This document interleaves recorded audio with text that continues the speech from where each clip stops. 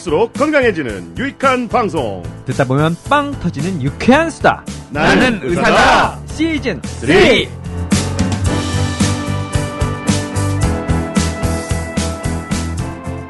안녕하세요. 명예하수다 김철중입니다. JYP 박재영입니다. 써니 이혜선입니다. 다들 별명이 있는데 하나 만드세요. 시인 김철중. 술중으로 만들래니까 술중. 시인 김철중. 원시인 김철중. 자, 오늘 명수다는 AS 방송입니다. 나이사 181회 부상을 달고 사는 스포츠 스타들의 주치의는 누굴까 편에서 건국대병원 스포츠의학센터 김진구 교수님과 함께 스포츠 스타들의 잦은 부상과 치료법에 대해서 방송한 적이 있었죠?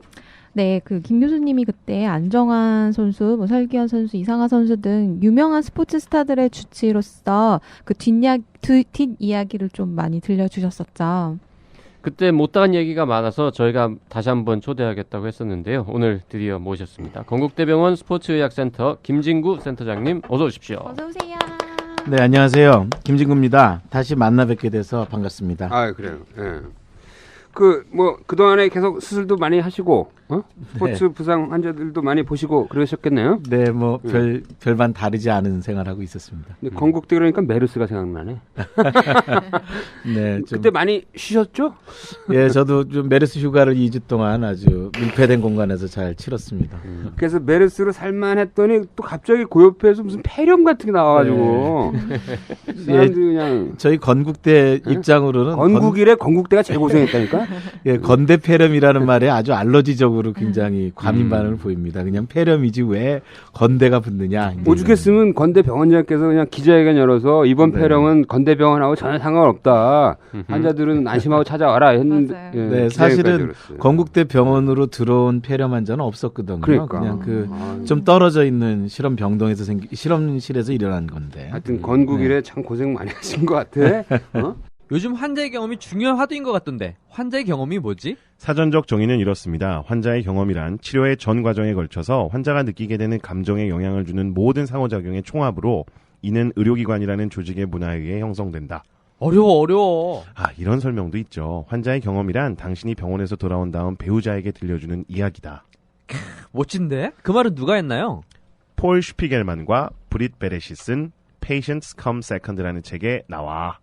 페이션트 컴 세컨드? 환자는 두 번째다? 환자가 첫 번째 아니었어? 무엇이 첫 번째인지는 책에서 확인하래. 책 제목도 환자는 두 번째다. 이런 책도 있는데 환자의 경험이 혁신이다? 환자들은 사물이나 숫자나 질병이 아니다. 환자는 병원의 미래다.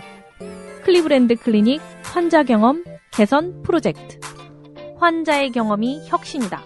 이런 건 좀 읽어줘야 돼. 네. 자, 김진규 교수님을 다시 한번 조금 소개해드릴게요. 지금 정형외과 교수시고 네네. 스포츠의학 센터장이시고 대한스포츠의학회 편집장하고 계십니다. 그다음에 주로 이제 무릎 쪽으로 전공을 하셨죠. 예. 2015년 대한스포츠의학회 최우수 구연상을 받았습니다.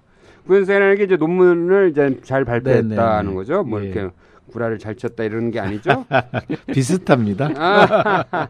요건 뭐예요? 2013년 대한스포츠의학회 제마의학상? 예, 제마의학상이라고 이제 그런 학술상을 이제 대표하는 건데. 네. 제마는 뭐예요? 제마가 참 재밌죠. 이제 악마를 제어하는 그런 의미로 제마인데 사실은 스포츠학의 우리나라의 아버지라고 할 수 있는 하권익 교수님의 호입니다. 그래서 하권익 교수님이 국제학술상을 타서 받은 상금을 우리 대한스포츠학회에 쾌척하셔서 이제 학술상을 제정하셨고 본인의 호를 붙여서 제마의학상이라고 하는 그런 상을 받아서 사실은 여러 가지 상 중에서 저희 스포츠의학을 하는 사람들은 이 상을 굉장히 영광스럽게 생각하죠. 그래. 그럼 한국 스포츠의학의 아버지는 학원이고 어머니는 누구세요? 예, 여기 이렇게 여성분들이 또 나왔어, 많잖아요. 아저씨 유머. 삼촌 누가? 한국 스포츠의학의 삼촌. 이모. 줄줄이 나와야 될 거 아니야. 이거 뭐 어떻게 뚝 떨어졌어. 아버지만 나와. 그때 저희가 그 지난번 방송할 때 안현수 선수 한번 좀 초청하는 거 좀 도와주십사. 어떻게 됐어요? 네, 뭐 지금 열심히 러시아에서 훈련하고 있을 것 같아서. 빅토르와는 바빠. 지난번 방송에서는 이제 마무리 해주실 때 운동선수뿐만 아니라 이제 일상적으로도 운동을 즐기는 분들이 늘어났으니까 그분들을 위해서 그분들이 스포츠를 즐길 때 좀 주의해야 되는 점을 알려주시겠다 하고 떠나셨다가 오늘 다시 돌아오셨잖아요. 네. 오늘 지금 며칠 전에 굉장히 한파도 왔다 갔고 네. 그래서 겨울철 운동 시 좀 주의해야 할 점을 말씀해 주시면 어떨까 싶은데 괜찮으신가요? 뭐 그 천천히 하고 네. 지금 그 써니가 얘기할 때 보니까 그 헤드셋을 쓰고 있는 게 훨씬 낫다. 왜 귀라도 가리면 나아요? 조금이라도 면적을 그 가려. 헤드셋을 가리고 다녀 길거리나 아, 이런 그럴까요? 데도 그럼 아니 그냥 훨씬 눈만 낫네. 내놓고 다니는 게 어떨까요? 훨씬 나. 왜 히잡 쓰라 그러지? 내가 좋은 거 가르쳐 준 거야. 자, 쓸데없는 얘기 그만하고 그 겨울철 스포츠 이거 너무 광범위한 질문이야. 그죠? 네, 맞습니다. 구체적으로 이제 우리가 이제 하나씩 네. 풀어가야지. 네. 자, 일단 그 나는 대한민국 의학이 스포츠학이라고 봐. 의학 자체가. 우리나라 사람은 병만 낫게 해줬으면 그래서 병만 낫게 해주면은 그걸로 만족하지 않아. 그걸로 바로 회사로 출근할 수 있게 해줘야 돼. 바로 일할 수 있게 해줘야 되고 바로 선수로 뛸 수 네. 있게 해줘야 돼. 그러니까 한국 의학 자체가 스포츠학이야. 요 차이죠, 스포츠학의 차이가. 예, 아유 뭐 너무 명쾌하게 정의를 내려주셨네요. 역시 진짜 최고의 기자, 진짜 최고의 의사이십니다. 아유, 예. 최고령 의학병원. 최고령, 여기서 최고는 최고령. 네. 아니 자, 근데 스포츠 의학 하나만 여쭤볼게요. 스포츠 의학 센터에서 근무하시면 네, 보시는 환자 중에 운동선수, 네. 그 직업적인 운동선수하고 그냥 일반인하고의 비율은 얼마나 됩니까? 압도적으로 일반인들이 많죠. 아, 그래요? 네, 한 10에서 15% 정도가 운동선수이고. 뭐 10% 넘는군요, 예. 그래도. 예, 저희는 좀 그래도 상대적으로 많은 편입니다. 저희 수술의 한 20%, 재활센터의 한 15% 정도가 운동선수. 근데 이게 스포츠 손상 환자가 점점 늘고 있지 않나요? 예, 왜냐하면 광범한 의미에서의 스포츠 손상이 굉장히 넓어지기 때문에 뭐 당연히 늘고 있습니다. 내가 그 네. 한번 이거 관련해서 기사를 쓴 적이 있는데 2010년인가부터 이런 스포츠 손상 환자가 급속히 늘어났어요. 그 예, 원인이 예. 뭐냐면 그때부터 주 5일제가 시작된 거예요. 네네, 아주 굉장히 중요하죠. 아. 네. 그러면서 토요일, 일요일 날 밖에 나가서 놀기 시작한 거야. 네네. 축구하고 야구하고 막 네. 등산하고 그러니까 당연히 환자가 느는 거지. 네, 맞습니다. 네. 그래서 주 5일제가 다 좋은 건 아니야. 네. 아니 뭐 이렇게 운동하다 다치는 건 어쩔 수가 없는 거지만 네, 네. 네. 겨울철엔 좀 환자가 더 늘어요? 겨울철에 제가 이제 주로 하는 거는 무릎 관절에 대한 수술을 하는 정형외과인데 무릎 관절 수술은 굉장히 많습니다. 겨울에 이제 스키나 스노보드 같은 동계 스포츠에다가 이제 관절염 환자들이 많이 넘어지고 이제 그 비틀리면서 쓰러지고 하는 것 때문에 생기는 어떤 여러 인대 손상이나 반월상골 손상 이런 것도 관절염이 또 겨울에 특히 악화되기 때문에 아주 겨울에는 뭐 굉장히 힘들 정도로 네. 그래서 환자 이게 많습니다. 나는 담배 보면은 이 지나친 흡연은 폐암을 일으킬 수 있다. 뭐 이렇게 있잖아요. 스노보드에도 네. 네. 그 부주의한 조작이나 해도 십자연골 손상을 일으킬 수 있다는 경고 문구가 스노보드 어디에 이렇게 들어가야 되지 않을까? 왜 축구공에도 하나 쓰죠. 지나치게 축구하면은 성적이 떨어질 수 있다거나 뭐. 무릎을 다칠 수 있다 써야지. 그다음에 그거 이제 스노보드 살 때는 십자인대 부상 하나 주세요. 뭐 이렇게. 근데 혹시 스노보드 주변에 요새 뭐 담배 폐암 주세요. 뭐 이런다며. 주변에 스노보드 타는 사람을 친하게 친구로 지내신 적이 있으신가요? 아니 그거 하여튼 타고 다니는 사람 치고 안 다친 사람 진짜 많이 다쳐. 왜냐면 우리나라 사람들이 또 굉장히 어그레시브해요. 네. 그리고 제대로 교육을 받고 충분히 숙지돼서 안전 코스대로 가야 되는데 그냥 잘난 체 하려고 조금 배운 다음에 그냥 고난도 코스로 그렇죠. 내려오니까 다 다치는 거야. 연령대가 달라서 이게 스노보드는 훨씬 저보다 젊은 세대가 타는데 기본이 자유정신입니다. 룰도 없고 그러니까 어떤 그러니 다치는 주법도 거야. 없고 그냥 자기가 균형만 잡을 수 있으면 그냥 아무런 그 맞아요. 가파르기도 즐기자 이런 건데 사실은 그게 자유정신 굉장히 위험하죠. 그래서 그러니까 위험하죠. 저희 이제 스포츠학 하는 사람은 스노보드를 굉장히 좀 위험하게 생각해요. 그러니까요. 그런가요? 지금 헬멧 쓰게 해요? 헬멧을 요새 많이 보급률이 늘었습니다. 아, 그래요? 적어도 이제 유청소년들, 네. 특히 이제 중고등학교, 초등학교, 중고등학교 학생들은 상당히 이제 그 헬멧을 많이 쓰고 있고 또 스키장에서도 무료 대여를 해줄 정도로 이제 그런 서비스가 강화되고 있기 때문에 그렇구나. 헬멧이 많이 보급되고 있지만 여전히 이제 스키보다는 스노보드 쪽이 헬멧을 쓰는 확률이 굉장히 적습니다. 그러니까 네. 내 생각에는 헬멧 쓰게 해야 돼. 의무화시켜야 예. 돼 이거. 예. 어? 저도 그렇게 동의하고 있습니다. 애들 머리 다쳐 네. 봐. 어떻게 하고 가? 지금 자전거 헬멧도 아직 의무화 안 되지 않았습니까? 개도 하고 있지 않나? 그러니까 개도 정도지. 어. 이제 어떤 나라에서는 의무화돼 자전거 있지. 헬멧 의무화되어 있잖아요. 자전거도 이 헬멧 무조건 써야 돼. 하여튼 여러 보호장구 중에서 하나를 들려면 헬멧입니다. 왜냐하면 아니 이건 이 방송 너무나 헬멧 중대. 협찬 아니야 이거. 네, 너무 중대 부상으로 이어지기 때문에 특히 겨울철처럼 차가운 데서 네. 딱딱한 노면이 있는 데서 넘어졌다. 이제 이거는 굉장한 중대 부상으로 갈 수 그렇지 있죠. 미국 같은 데서는 자전거를 타려면 무조건 헬멧 쓰고 네, 안 네. 쓰면은 경찰이 단속을 하니까 총 맞아 잘못하면. 하여튼 뭐 우리 교수님한테 이 일반 정형외과하고 스포츠의학 센터하고의 아주 혁혁한 차이점이 뭐예요? 이게 참 좋은 질문했죠. 예. 좋은 질문이자 너무 어려운 질문이라서 스포츠학 강의를 좀 해달라 그러면 저도 도대체 이게 뭔지 너무 또 재미없는 얘기들만 있는데 그래서 이제 스포츠 잘하는 의사가 치료하는 건가? 뭐 실제로는 골프학회가 있는데 거기에 네. 있는 사람들 거의 학회원 의사 전원이 싱글이에요. 그래요? 예, 와. 그러니까 그런 사람들이 이제 골프를 잘 알기 때문에 네. 골프하는 사람들 부상을 이해할 수 있다. 뭐 이제 이런 것도 있을 수 있고요. 달리는 의사들처럼 마라톤 완주하시는 의사 네. 선생님들이 할 수 있고 그런 것도 있죠.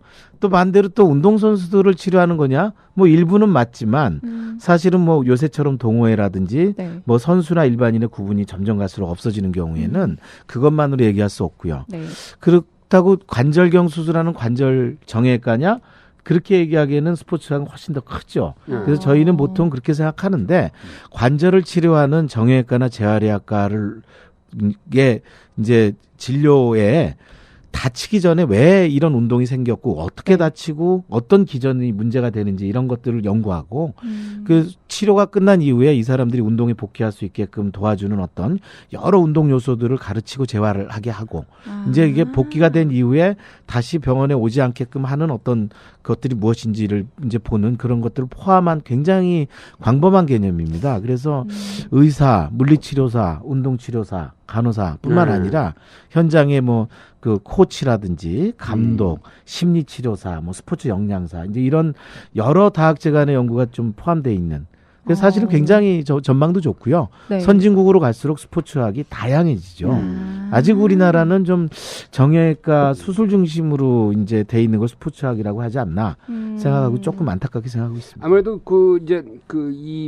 이 부상이 발생하는 그 과정과 그러니까 역학적 네네. 행태를 좀 더 일반 정형외과 의사보다는 훨씬 더 많이 알고 네네. 있고 사실 그게 또 굉장히 중요하죠. 질병 네네. 치료의 굉장히 핵심 포인트라고 될 수 있으니까. 토탈 케어네요. 그러니까 이제 어떤 기전으로 다쳤는지 알아야 그거를 치료한 이후에 다시 재발되지 않게 막을 수 있거든요. 그래, 네. 그게 아마 스포츠의 제일 큰 차이고 네. 또 이제 다시 이제 재발을 방지할 수 있는 어떻게 해야 재발을 방지할 수 있다는 것을 알 수 있으니까 네. 거기에 준해서 재활 치료도 하고 네. 뭐 이런 게 아닐까. 하여튼 뭐 일반적으로 건강보험에 해당되는 진료비는 똑같은 거죠. 예, 진료비는 똑같고요. 고생은 2배로 하고 있습니다. 비디오 분석하고 비디오 분석. 다친 사람들 왜 다쳤는지 다시 우리는 뭐 그런 게 저희한테 굉장히 중요한 연구 과제이기 때문에. 네. 근데 스포츠 하시는 분들은 이렇게 축구 경기 볼 때도 공은 안 보고 어떻게 넘어질 때 어떻게 넘어지는지만 본데 예. 관심 있게 본다는 거지. 네, 그것만 눈에 들어와요. 그게 눈에 들어온다는 거야. 직업병인가요? 자, 그런데 겨울철에 부상이 좀 많다고 그랬는데 이게 좀 약간 워밍업이 덜 된 상태에서 운동을 시작해서 그런 거 아닐까요? 겨울철에 부상을 적게 하는 방법. 예, 사실은 굉장히 강조하고 싶은 한 가지가 있다면 충분한 준비 운동이겠죠. 사실은 뭐 봄, 여름, 가을, 겨울 그러니까 뭐 사계절 중에 하나니까 겨울철이 뭐 특별하다면 온도가 낮은 건데 그때 운동을 즐기기 위해서는 충분한 자기 몸에 이제 준비 운동이 돼 있는 게 굉장히 중요하고요. 그래서 저희가 좀 여러 가지 것 중에서 운동 전에 준비 운동으로 이제 스트레칭을 주로 이제 많이 강조하잖아요. 근데 그 스트레칭이 두 가지가 있는데 동적인 스트레칭이 있고 정적인 스트레칭이 있습니다. 정적인 스트레칭은 흔히 뭐 요가나 우리 국민 체조 하듯이 이렇게 쭉 관절을 잡아당기는 우리에게 굉장히 익숙한 펴주는 거. 스트레칭인데 동적인 스트레칭은 그보다 조금 자유롭게 예를 들어서 이제 축구 선수들 축구 경기하기 전에 막 서서 이제 다리 번쩍번쩍 들고 뛰면서 팔을 흔들고 이런 거 있지 않습니까? 이런 게 동적인 스트레칭인데 그러니까 실내에서 막 이렇게 팔을 흔들고 다리를 번쩍번쩍 들고 하면서 가볍게 뛰는 그러니까 몸의 온도가 약간 오르는 워밍업과 동시에 관절을 풀어주는 동적인 스트레칭 조금 이렇게 약간 좀 과장된 여러 가지 동작들을 그냥 프리스타일로 하시면 됩니다. 그러니까 약간 몸이 좀 덮여질 정도로 이렇게 하면 되는 건가요? 예, 그런 10분 정도의 동적인 중요한 그게 되게 중요한 것 같아요. 이제 사회자가 말이 많으면 안 되는데 자꾸 말을 많이 하거든요. 근데 이게 있잖아 일반적으로 모든 이제 점점 일반 개인의 운동도 점점 전문화가 되잖아요. 그래서 이 준비 과정도 이제는 좀 전문화할 될 필요가 있다. 선수들이 하는 걸 따라할 필요가 있다 이거지 내 얘기는. 사실은 좀 오늘은 좀 일반인을 위한 그 방송이라고 한다면 좀 일반인들이 상당 우리나라에서 부상이 많은 게 뭐냐면은 운동하는 시간만을 운동이라고 생각해요. 근데 사실은 준비 운동의 워밍업부터 마무리 운동까지가 포함되어 있는 게 그러니까 운동인데 예를 들면 러닝머신에서 뛰고 뭐 헬스 가서 근력 운동을 막 하는 거로 1시간을 하면 자기는 1시간 운동을 했다고 생각을 하는데 그 전에 이제 옷을 갈아입고 이제 동적인 스트레칭을 하고 몸을 풀어주고 충분히 이제 릴렉스를 해서 땀이 식을 때까지 가는 거를 1시간 반이란 개념을 갖지 못하세요. 근데 그게 부상하고 아주 연결이 됩니다. 그렇구나. 나는 몸 풀다가 지쳐. 토탈 케어 개념을 가지고 계시거든요. 아우 힘들어. 그 FIFA 그러니까 세계 축구 연맹인가? FIFA에 가면은 그 운동 전에 할 수 있는 뭐 11 스텝 뭐런 그게 있어. 그게 아주 기가 막히게 만든 거야. 맞습니다. 그것만 따라하면은 거의 운동 부상 웬만큼 줄일 수가 있다. 그래가지고 FIFA의 그 홈페이지 쳐서 거기 11 스텝 가면 딱. 11 플러스인데 하여튼 뭐 11 스텝 맞습니다. 플러스. 그거 동영상 되게 쉬워. 동영상 다 돼 있고 따라하기 굉장히 쉬워. 그거 하면 돼. 검색하면 다 나오겠네요. 다 나와. 그래서 11 플러스인가요, 그게? 그래서 이게 세계적으로 대인기를 끌었어요. 조만간에 이제 저희가 우리나라 그 복음용으로 우리나라 말로 다시 이제 그걸 보급하려고 지금 준비 중에 유튜브도 있고 유튜브 이게 전 세계적으로 아주 빅 히트를 쳤어. 그래서 운동 좀 하는 사람들은 그걸 다 따라하도록 자꾸 이렇게 권유를 하고 있지. 저도 운동 좀 했는데 왜 저 몰랐을까요? 이제 주로 이제 축구에서 잘 다치는 거를 과학적으로 분석해서 그거를 예방할 수 있는 어떤 동작이 필요한지를 대별해 가지고 한 거라서 굉장히 과학적인 근거가 있고 논문이 굉장히 많습니다. 안 그래도 청취자 질문 중에 조기 축구를 자기가 너무 사랑하시는 분이 있는데. 그거 읽어봐. 질문 받아. 질문 바로 해요. 그 카카오톡으로 헛들님이 보내주신 건데요. 아이디가 뭐라고?